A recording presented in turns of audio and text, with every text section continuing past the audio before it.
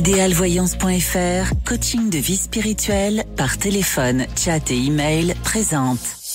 Sud Radio, à votre écoute, 16h-17h, Alexandre Delevanne.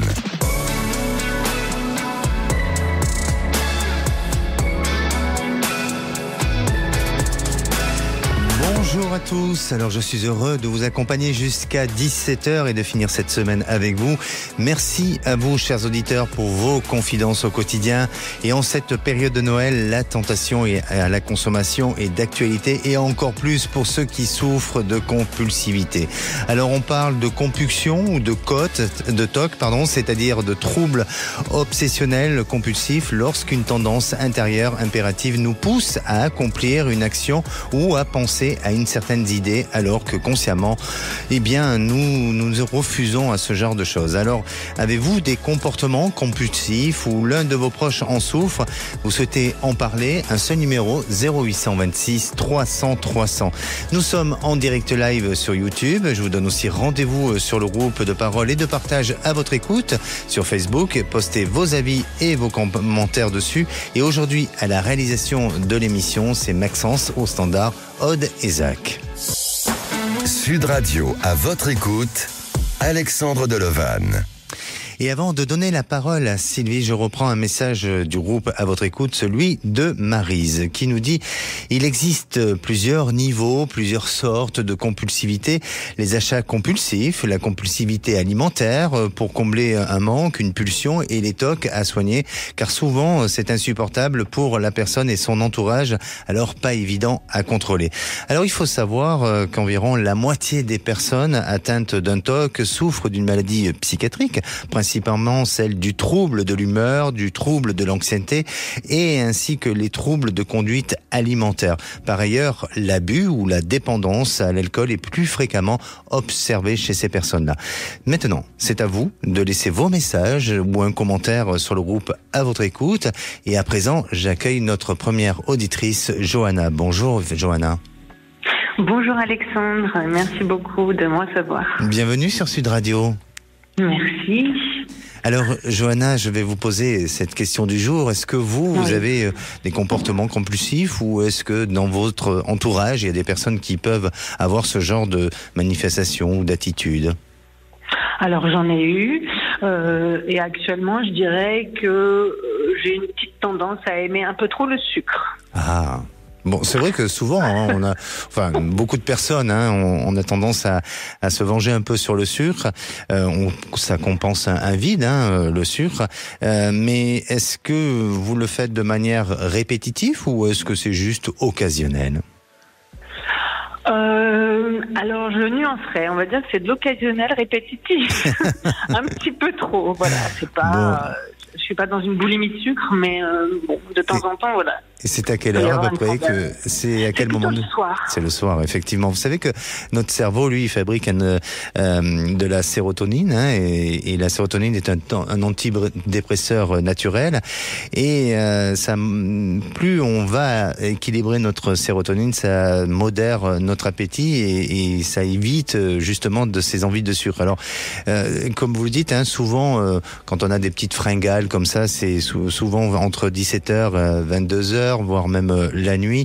Mais c'est vrai que en ayant ce besoin répétitif de sucre, ça agit sur notre humeur, sur notre irritabilité, sur aussi une fatigue psychique, parce que le sucre crée de la fatigue aussi, et puis aussi un manque de confiance en soi. Donc il faut absolument essayer de travailler dessus. Alors moi j'ai un petit remède, attention, je me proclame pas médecin, mais de manger, d'équilibrer avec la protéine. La protéine permet justement d'éviter d'être dans cette notion de sucre, et puis surtout faire de l'exercice, du sport. Ça aide et ça alimente. Et puis essayer de duper votre cerveau quand il a besoin de sucre. Manger autre chose qui soit pas du tout sucré ou beaucoup moins sucré.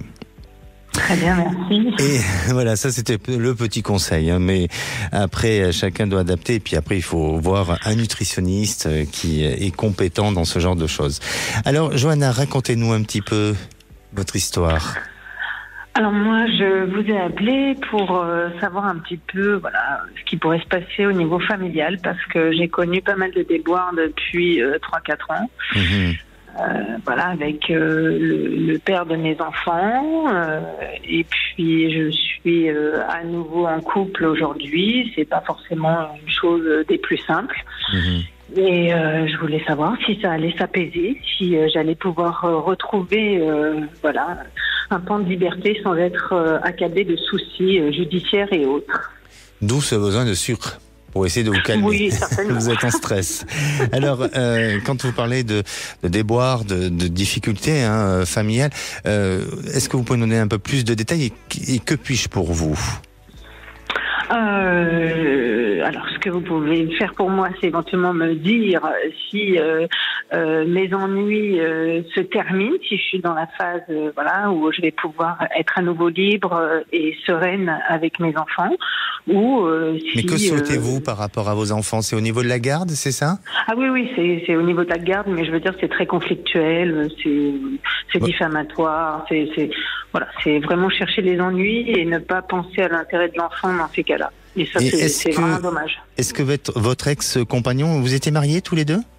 Non, on a vécu en concubinage. D'accord. Et est-ce que votre ex-compagnon veut vous enlever la garde des enfants ? Vous en avez 2 ?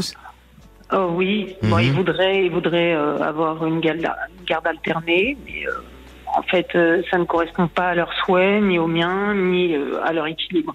D'accord. Alors, ils ont quel âge vos enfants ? 9 et 11. 9 et 11.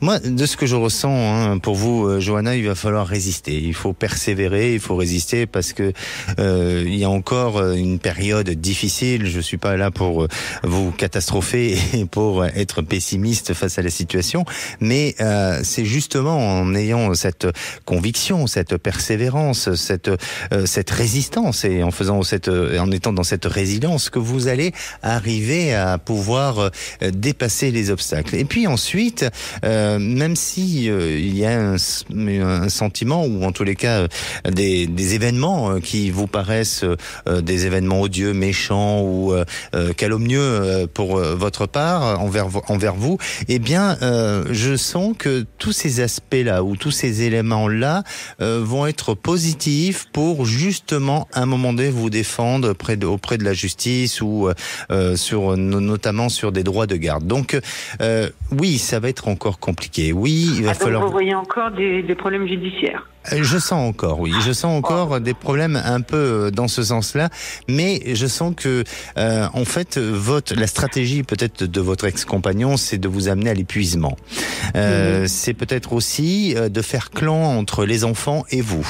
Mais pour moi, j'ai l'impression qu'il faut que déjà vous préservez vos enfants, c'est-à-dire qu'il faut pas mêler cette histoire avec vos enfants pour que eux ne soient pas à cet âge-là trop perturbés, parce que malheureusement, et ça je le dis bien malheureusement souvent dans des histoires de famille comme ça, de séparation, de rupture, eh bien il y a des enfants qui en pâtissent et qui sont dans cette fragilité, dans cette difficulté, et ça crée des traumatismes après.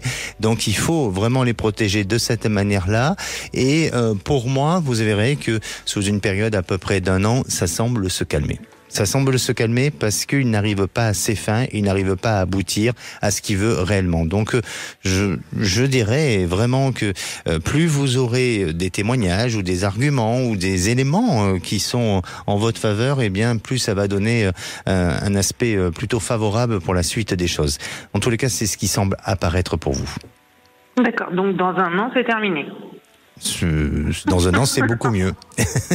Dans 1 an, c'est beaucoup mieux. Bien, Johanna, n'hésitez pas à nous rappeler.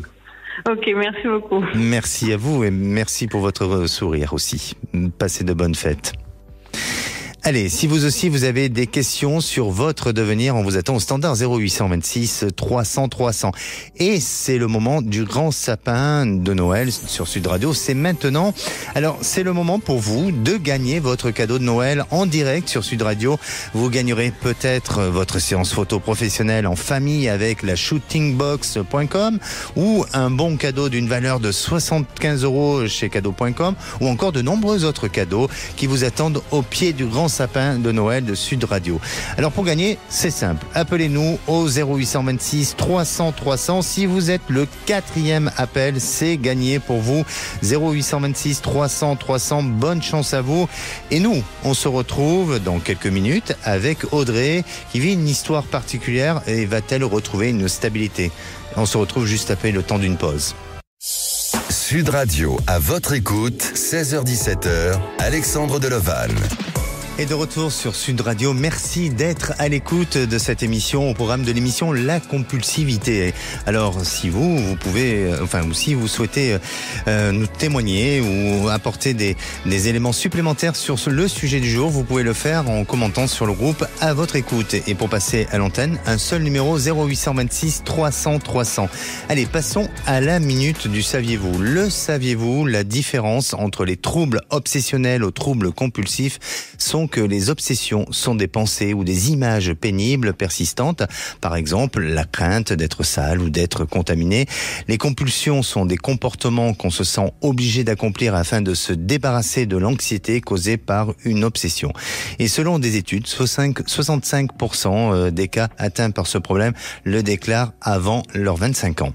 Allez, à présent, on va écouter Audrey. Bonjour Audrey. Oui, bonjour. Bonjour Alexandre, je vous remercie vraiment d'avoir pris mon appel. C'est très gentil à vous de nous aider comme ça. Merci Audrey et puis bienvenue sur Sud Radio.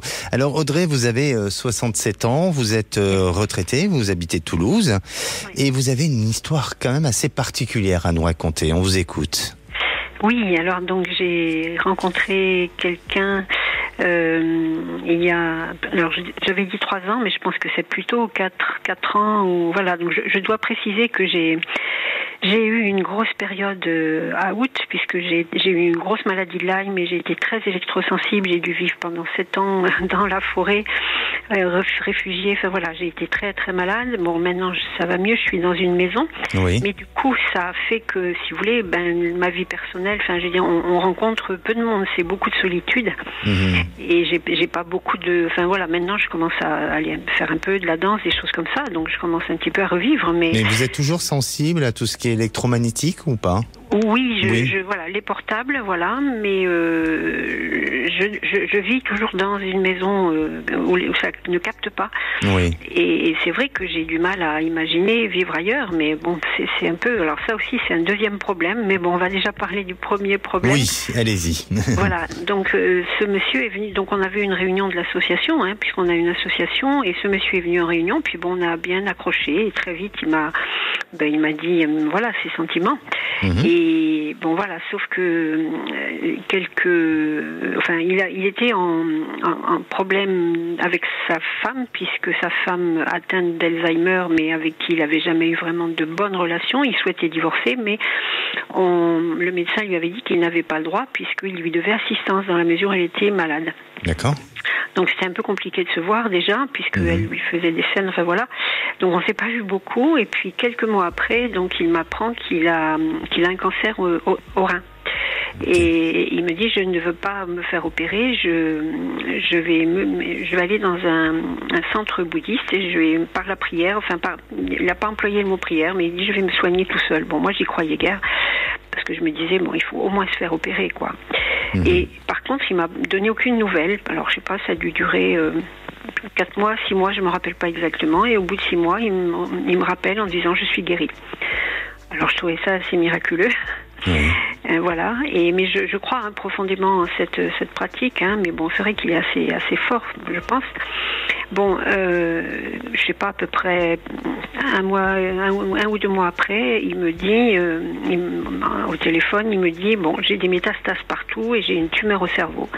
Je suis foutue, oublie-moi, voilà, ne m'appelle plus, enfin voilà. Bon, moi je suis un peu catastrophée, mais je me dis, c'est pas possible, il a fait tellement d'efforts pour arriver à... Bon, il me dit quand même, je vais essayer de me soigner tout seul, mais il me dit, je le fais pour toi. Bon, alors déjà, je me disais, bon, il faut qu'il le fasse d'abord pour lui. J'ai essayé de lui dire, mais bon, c'était, voilà. Mmh.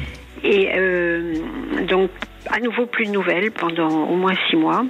J'avais essayé d'avoir, j'avais un numéro de téléphone de sa fille, j'avais essayé d'avoir des nouvelles, je voulais quand même, voilà, garder le contact, et lui il voulait pas m'embêter, en fait, il voulait pas que je consacre, que je l'attende en fait. Oui. Il voulait que je puisse vivre ma vie et voilà. D'accord. Et donc à un moment, j'ai laissé 2-3 messages à sa fille, pas de nouvelles. Puis à un moment, il y a un monsieur qui m'appelle en me disant qu'il était décédé. Alors là, les bras m'en tombent, quoi. Et je me dis, mais j'ai pas eu de nouvelles du tout. Enfin, j'étais vraiment, un peu terrassée, quoi. D'accord. Voilà. Et comprends. alors je demande un peu quelques questions. Il me dit oui, il a mis tous ses papiers en ordre, il a beaucoup souffert, etc. Bon, il m'en dit pas plus. Donc moi, j'essaie de passer à autre chose. Hein. Je veux dire, j'étais prudente quand même. Hein. J'étais pas hyper attachée dans la mesure où on s'était pas beaucoup vu, mais c'est quelqu'un vraiment que j'essaie beaucoup. Je sens qu'on a un lien, quelque chose. D'accord. Quoi. Et puis, figurez-vous que, je sais pas, à peu près 2 mois après, donc ça c'était début de l'automne, au mois de septembre, c'est lui qui m'appelle. Alors là, je dis, c'est pas possible. Je lui dis, mais on m'a dit que tu étais décédé. Il me dit, mais bon, il y a des gens qui sont méchants et qui racontent n'importe quoi. Alors je connais pas la raison ou pourquoi des gens m'ont dit ça, je sais pas du tout, voilà. Bon. Et alors, quel est votre questionnement ? Mon questionnement, c'est est-ce que on va arriver à déboucher sur quelque chose ou pas? Parce qu'en fait, il m'avait demandé la dernière fois, mais est-ce que je peux venir habiter chez toi? Bon, moi j'ai dit de toute façon, allez, on y va. On s'est simplement connus un petit peu physiquement, un peu par téléphone, mais voilà. Alors, vous souhaitez savoir si vous allez vous rapprocher de l'un et de l'autre et s'il y a la possibilité d'une relation ensemble, c'est ça? Oui, c'est ça, parce qu'il y a 15 jours, il est tombé, il s'est fait une entorse au genou et à nouveau, il m'annonce, écoute, mon genou s'est fichu, je peux plus marcher, je pourrais plus conduire, etc. Donc là, je me dis, bon, c'est Audrey, des montagnes russes. pardonnez-moi parce qu'on est un peu pris par le temps, oui. Désolé. Il y a quelque chose que je n'arrive pas à cerner. Désolé, hein, je veux bien croire en toutes ces catastrophes qui lui arrivent, en toutes ces difficultés, mais ce silence qui, à chaque fois, il essaye de mener et de revenir, de repartir, cette histoire avec cet ami qui lui dit qu'il est décédé ou autre, il y a quelque chose qui fait, pour moi, dans ce que je ressens en termes, je dirais, de ressenti et d'information, ça fait confusion. Et donc, soyez prudente parce que peut-être que lui est perturbé, il est déstabilisé, il ne sait pas, est-ce qu'il a une intention bien particulière, mais je le ressens pas. Sincèrement, voilà, je ressens pas. Donc, essayez de prendre du recul par rapport à la situation. Vivez ce que vous avez à vivre en termes d'expérience, mais en attendant, son attitude, ce comportement me semble pas être un comportement. Je dirais, je porte pas de jugement. Hein, je veux pas dire que c'est correct ou pas correct, mais vis-à-vis de vous, quand même, il est en souffrance, il est en difficulté de santé et il vous donne pas signe de vie. Il oublie que vous pouvez aussi être soucieuse. Il oublie que vous aussi, vous pouvez avoir des sentiments et a besoin d'être rassuré. Donc c'est difficile. C'est difficile de vous dire que cet homme est dans une véritable intention de construction. Je le ressens pas, Audrey. D'accord ? D'accord, ok. Je suis vraiment désolé. N'hésitez pas à nous rappeler. Oui, d'accord. Surtout, je voulais vous parler d'autre chose. Mais alors, une autre fois, oui, si vous voulez rester à l'antenne, on va vous reprendre et on va vous programmer pour une prochaine fois. Merci beaucoup. Allez, si vous aussi vous avez besoin d'avoir une guidance intuitive, c'est simple, il suffit de composer le 0826 300 300. Aude vous attend. Et c'est le moment du grand sapin de Noël sur Sud Radio. Et nous accueillons notre gagnante, c'est Fanny des Pyrénées-Atlantiques. Bonjour Fanny. Bonjour.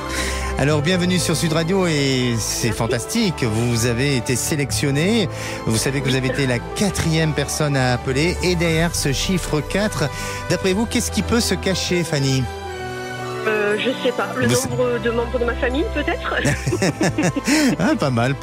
Eh bien on y va, allez, on va vous dire ça tout de suite. Merci.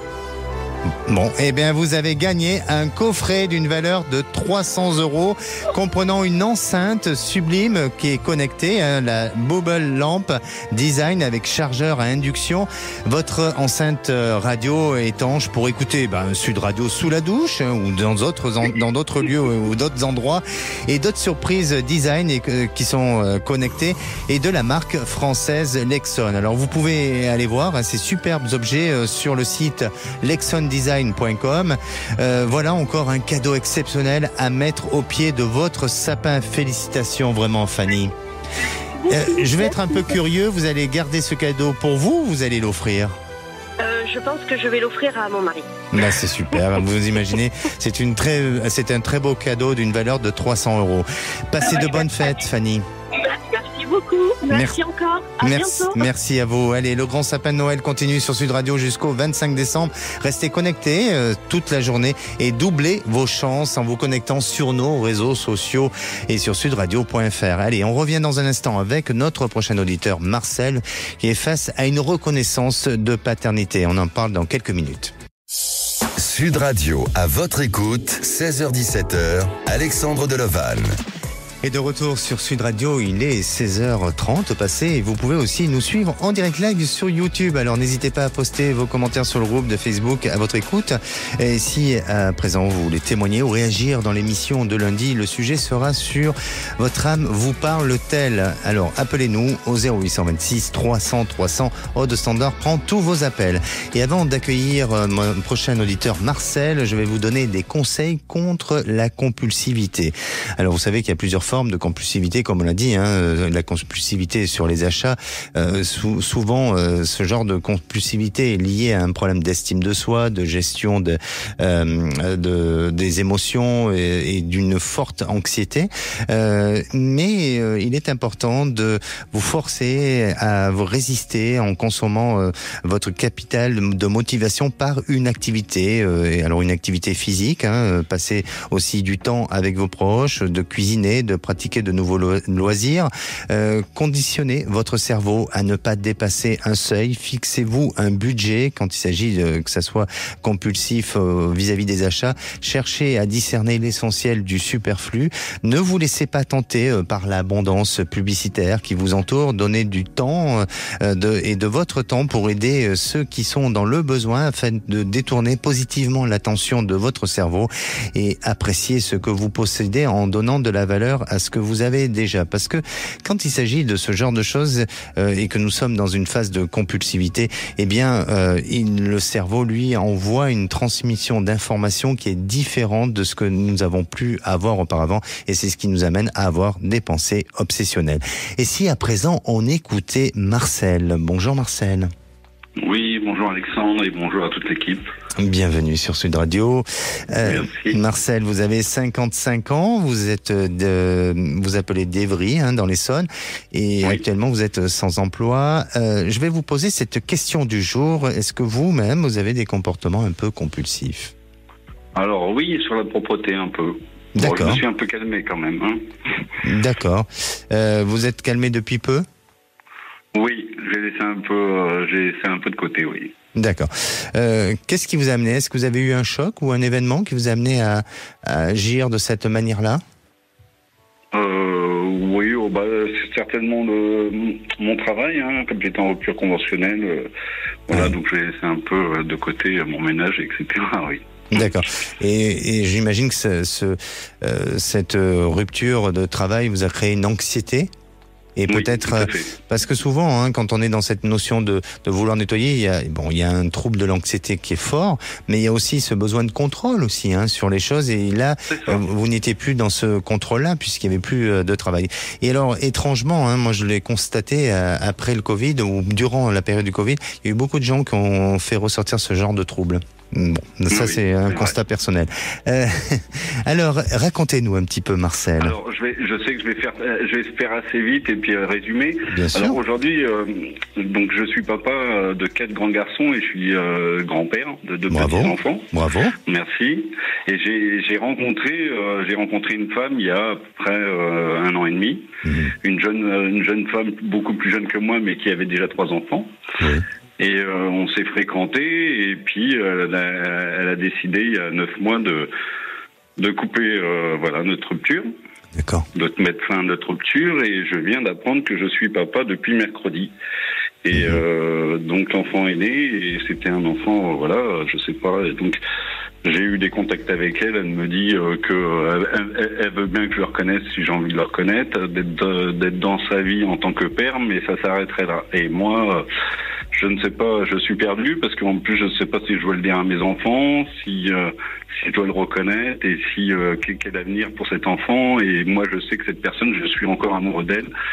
Et je me dis qu'en la voyant, je vais souffrir dans un sens heureux peut-être de voir l'enfant, mais souffrir, voilà, je ne sais pas. Et je ne sais pas pourquoi elle a voulu avoir cet enfant, quoi. Alors, je ne comprends pas toutes ces questions. Oui, bien sûr. Marcel, je reviens sur la notion de la rupture. Est-ce que cette rupture est pas liée aussi quand le fait qu'elle a pu apprendre que elle était enceinte, et est-ce que elle n'a pas intentionnellement provoqué cette rupture pour cacher et vivre sa grossesse seule et tranquillement?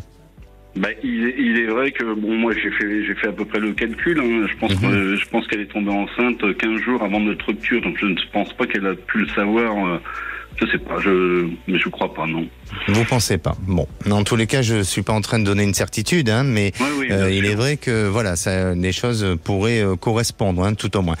Et aujourd'hui, qu'est-ce qu'elle demande en termes d'engagement vis-à-vis de vous, exactement?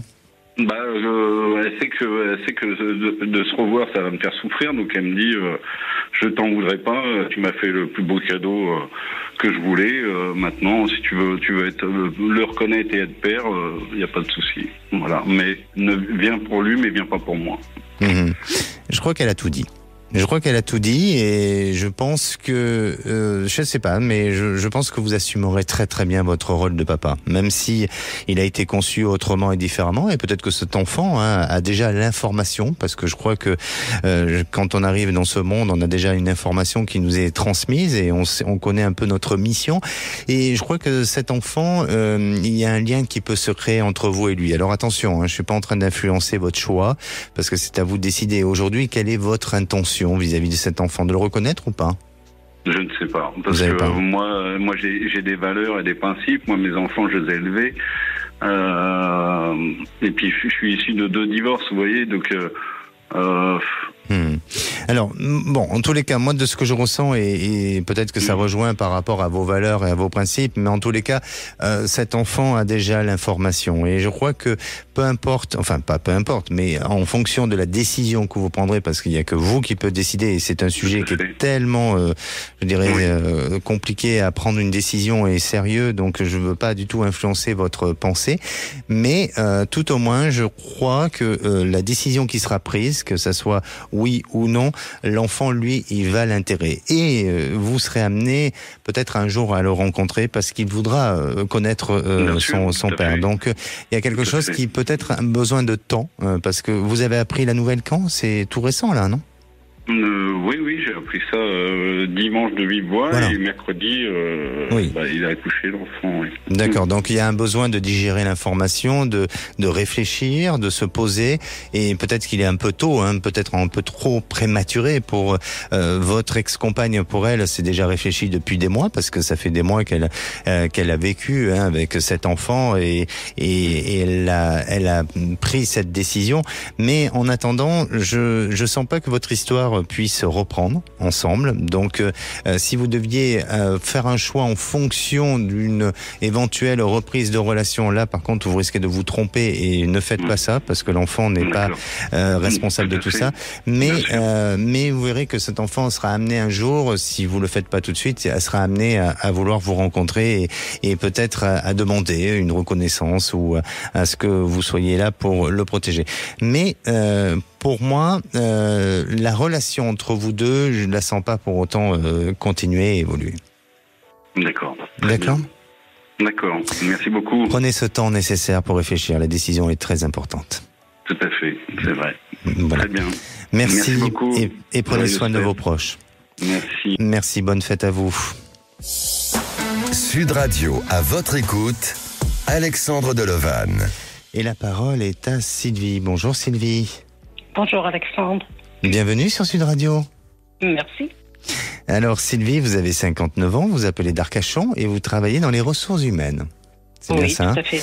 Et je vais me permettre de vous poser la question du jour. Est-ce que vous avez des comportements compulsifs, ou est-ce que vous connaissez des gens proches de vous qui peuvent l'avoir aussi? Moi, je n'en ai pas. J'ai bien réfléchi, je n'en ai pas. D'accord. Autour de moi, Non plus. Bon. Non plus. Bon, très bien. Mais écoutez, je ne veux pas dire que vous n'avez pas de problème, hein, mais j'en ai certainement. Voilà, comme je pense qu'on a tous une part de nous qui parfois est un peu défaillante, mais en tous les cas, il ne s'agit pas de ce problème-là ou de cette difficulté-là, et c'est tant mieux pour vous, Sylvie. Racontez-nous un petit peu votre histoire. Alors, je fréquente un homme. Oui. C'est un collègue que je connais depuis quelques années. Nous nous fréquentons depuis quelques semaines. En fait, ça a débuté par une amitié collègue. Mm-hmm. Et cet homme s'est déclaré il y a quelques mois contre toute... j'ai été très surprise de cette déclaration. Oui. Et donc, je me suis lancée dans cette aventure. Mm-hmm. Mais comme il est marié, je sais que je ne connais pas la viabilité de cette relation. Et ce que je souhaiterais savoir, c'est quel est son avenir. Mm-hmm. Quel est son avenir ou votre avenir ensemble avec vous? Notre avenir ensemble, mais nous habitons à l'opposé, en France, mm-hmm. Et nous rencontrons de temps en temps par le biais de notre travail, mais je ne sais pas quoi en penser. Je profite de ce moment-là, oui, sans prendre trop sans trop y mettre d'affect. Mm-hmm. Et voilà, et je voulais savoir... D'accord. Vous le ressentez comment vis-à-vis de vous? Est-ce que vous le sentez engagé? Est-ce que vous sentez que cet homme a envie de vous connaître plus, de faire des efforts, ou est-ce qu'il a envie de se sauver d'une situation qui, pour l'instant, il est en train de fuir face à un quotidien et qu'il veut se sauver de cette situation-là, ou tout simplement... Je pense qu'il y a les deux... Je pense qu'il y a ça le sort d'une situation, d'un quotidien... d'un mariage de longue date. Je pense que je pense pas de sentiment, mais quand il m'a vu la première fois, et il me dit que c'était une évidence, et ça remonte à 3 ans. Mm-hmm. Mais je ne sais pas quelle est son intention. Et je pense que lui est plus investi que je ne le suis. Mm-hmm. Parce que moi, je connais la situation et que je ne veux pas y mettre plus. Oui. Alors, je vous sens prudente et vous avez raison, Sylvie. Vous avez raison et je crois que vous êtes très intuitive et justement cette intuition vous préserve de peut-être d'y mettre trop d'émotions et de souffrir par la suite. Parce qu'effectivement, je sens que chez cet homme il y a une attirance, certes, ok, mais je le sens pas pour autant changer beaucoup les choses de son existence. Et si, alors, je veux pas dire que aucun individu est capable de le faire, mais au bout de 3 ans, je sens que cet homme aurait déclaré sa flamme autrement et différemment. Et là, aujourd'hui, alors même s'il a envie de passer un peu à l'étape supérieure ou d'essayer d'enclencher ou de faire en sorte que votre relation se rapproche un peu plus et se vive plus de manière plus proche, mais ça reste une relation à distance et ça reste aussi une relation avec un homme qui n'est pas complètement disponible. Donc, de ce que je ressens sur l'avenir, je ne sens pas forcément un grand changement. Je sens que, surtout vous, vous y mettez peut-être des freins, une prudence pour justement vous préserver et ne pas souffrir de cette relation. Après, à vous de décider, mais je reprends des mots que vous avez dit en tout début, il faut peut-être vivre ce moment présent et c'est ce que j'aurais tendance à vous dire. Vivez votre moment présent, mais attention à la projection de l'avenir ensemble. D'accord. Alors, outre ça, est-ce que je peux faire une rencontre, une vraie, avec un homme, seul, est disponible. Oui, bien sûr, vous allez faire une rencontre, mais je sens que ça demande encore un petit peu d'attente et ça demande, allez, je dirais pas avant l'été prochain, parce que jusqu'à cet été prochain, je vous sens être dans une situation un peu peut-être d'espoir, d'attente vis-à-vis peut-être de cet homme ou d'autre chose. Et puis à l'été prochain, on dirait qu'il y a une échéance chez vous qui vous amènera à vivre autrement et différemment. Mais moi, ce que je vous invite à faire, c'est à nous rappeler pour qu'on puisse regarder un peu plus loin ce qui va se passer pour vous dans l'avenir. D'accord ? D'accord, c'est gentil. Merci à vous, Sylvie, et puis surtout prenez soin de vous, et puis je vous souhaite de très bonnes fêtes. Merci beaucoup à vous aussi. Merci. Et si vous aussi, vous avez besoin de mon ressenti et d'être accompagné dans votre évolution de vie, n'hésitez pas à appeler le 0826 300 300. On se retrouve dans quelques minutes avec David pour un changement de vie. Ne bougez pas, on en parle dans un instant, et c'est sur Sud Radio. Sud Radio, à votre écoute, 16h-17h, Alexandre Deleval. Et de retour sur Sud Radio pour cette dernière partie avant de retrouver les vraies voix présentées par Philippe David et Cécile de Minibus. Alors il vous reste quelques minutes pour passer à l'antenne de Sud Radio. Et avant de retrouver notre dernier auditeur, David, je vais retrouver tout simplement David. Alors David, bonjour. Bonjour Alexandre. Bienvenue sur Sud Radio. Merci, c'est gentil. David, souvent votre émission. Ah, c'est très gentil, merci. David, vous avez 59 ans, vous vous appelez de Brive-la-Gaillarde et vous êtes formateur pour adultes, c'est bien ça ? Oui. D'accord. Et vous avez, vous, un petit comportement compulsif ou pas, tout simplement ? Par curiosité, hein. Ouais, c'est un bien grand mot, mais disons que oui, le soir avec mon épouse, on se partage souvent une tablette de chocolat. Ah, c'est bien. Alors, est-ce qu'il y a autre chose que vous dans la journée que vous consommez ou c'est juste le soir, comme ça, cette tablette ?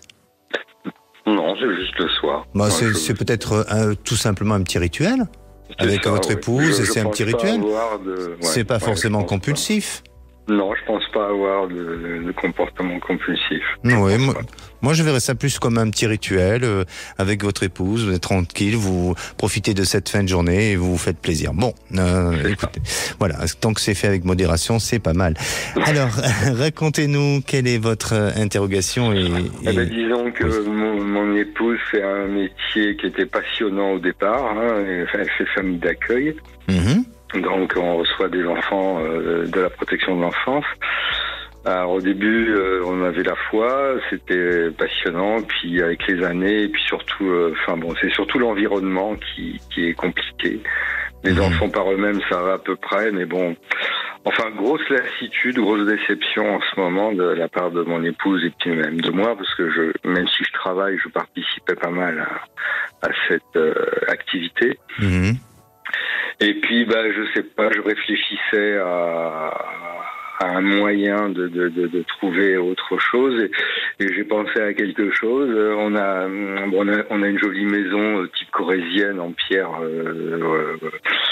et on a une maison qui se libère juste à côté et je pensais que ce serait peut-être le moyen de créer de la location courte durée, on appelle ça type Airbnb, puisqu'on est dans un village classé qui est touristique, qui est joli. Et je me disais que c'était peut-être une solution pour trouver une attractivité pour mon épouse. Et voilà, c'était la question.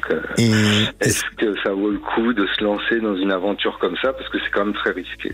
Bien sûr. Et est-ce que votre épouse est d'accord et est-ce que elle aussi, elle se sent investie dans ce genre de projet ? Oui, c'est quelque chose qui nous passionne, tout ce qui est architecture, déco, tout ça, on aime beaucoup. Moi, j'ai l'impression... On a acheté une très vieille maison qu'on a entièrement retapée. C'est quelque chose qu'on aime faire. Ouais. Moi, j'ai l'impression que ça colle avec votre évolution de vie. C'est-à-dire que c'est comme si c'était une suite logique, vous voyez. Et je crois que effectivement, quand vous dites que votre épouse est un petit peu lassée, fatiguée de son travail, même si elle peut... famille d'accueil, c'est effectivement ça peut être épuisant. Et mais même si elle aime son métier, elle a besoin intellectuellement de s'enrichir sur autre chose. Et je crois que vous aussi, vous êtes dans cette période de renouveau, de renaissance, un besoin de peut-être avec un certain nombre d'années. Ça fait combien de temps que vous êtes ensemble avec votre épouse? Ça fait longtemps? 10 ans. 10 ans. D'accord. Avec un certain nombre d'années, vous avez besoin de peut-être de faire un bilan et d'avancer et d'évoluer sur votre évolution de vie et sur votre chemin de vie. Sincèrement, je le ressens.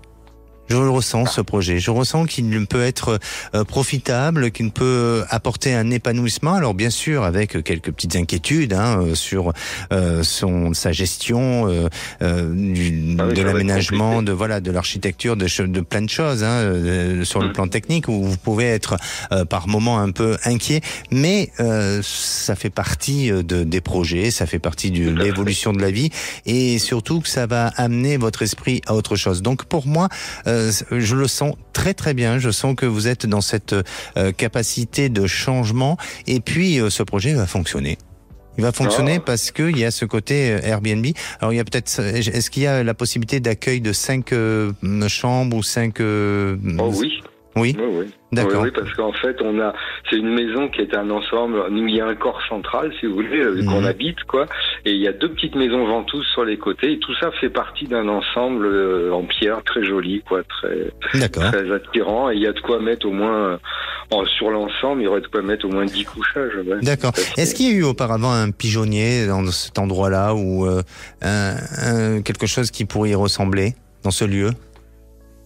Vous savez pas. Bon, mais en tous les cas, ou peut-être d'une forme architecturale qui pourrait y ressembler, ou peut-être que c'est ce que vous risquez de vouloir faire dans l'évolution de ce projet. Mais en attendant, je pense que il faut c'est un bon projet. Voilà.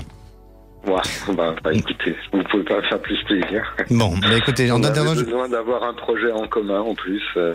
Eh bien, c'est très bien. Très bien là-dessus. Voilà. Et je vous souhaite de bonnes fêtes. Merci beaucoup, Alexandre. Merci à vous, David. Au plaisir. Merci. Okay. Et pour conclure, je dirais, vos pensées qui causent de l'anxiété sont souvent sans fondement. Allez, on se donne rendez-vous lundi. On parlera de votre âme. Est-ce que votre âme vous parle? Venez en parler à l'antenne de Sud Radio au 0826 300 300. Passez une bonne fin de soirée. Prenez soin de vous. Et la place est aux vraies voix. Bonsoir, Philippe David. Bonsoir, Alexandre Delovan. Le menu des vraies voix. 17h30, le grand débat. Une balisiphobe fiduciale pour Sud Radio et Paris Match qui fait énormément parler. Bardella plus Maréchal plus Dupont-Aignan égale 40% des voix qui se répartissent entre 30 pour Bardella, 7,5 pour Marion Maréchal et 2,5 pour Nicolas Dupont-Aignan. Les Français veulent-ils une droite dure pour les élections européennes? Et si on rajoute les 7,5 de François-Xavier Bellamy, qui n'est pas les Républicains foncièrement à gauche, on peut se poser cette question. Est-ce que vous voulez une droite dure pour les européennes ou est-ce que vous préférez le centrisme européen, une droite centriste et européenne fédéraliste? Venez nous le dire au 0826 300 300. Notre expert du jour sera Luc Rouban, directeur de recherche au CNRS et au CEVIPOF et auteur du livre La vraie victoire du RN, édité aux presses de Sciences Po. À 18h37, le coup de projecteur. Cette vidéo virale d'une gamine qui se fait tabasser par d'autres gamines. Et on vous pose cette question. Les filles deviennent-elles aussi violentes que les garçons? Entre la fille de 12 ans avec un couteau à Rennes dans un collège et cette affaire à Lyon, on en parlera avec Reda Didi, fondateur de l'association Graines de France et consultant en politique de la ville auprès de la Fondation Jean Jaurès. Pour vous, les filles deviennent aussi violentes que les garçons ou ce sont juste 2 faits divers? Même cause, mêmes effets. Le 0826 300 300. Nos 3 vraies voix du jour. Avec Cécile de Ménibus, on va devoir le cornaquer. Philippe Bilger, Elisabeth Lévy et René Chiche. Bonne émission. Sud Radio, à votre écoute, 16h-17h, Alexandre Delovan. Avec idéalvoyance.fr, coaching de vie spirituelle par téléphone, chat et email.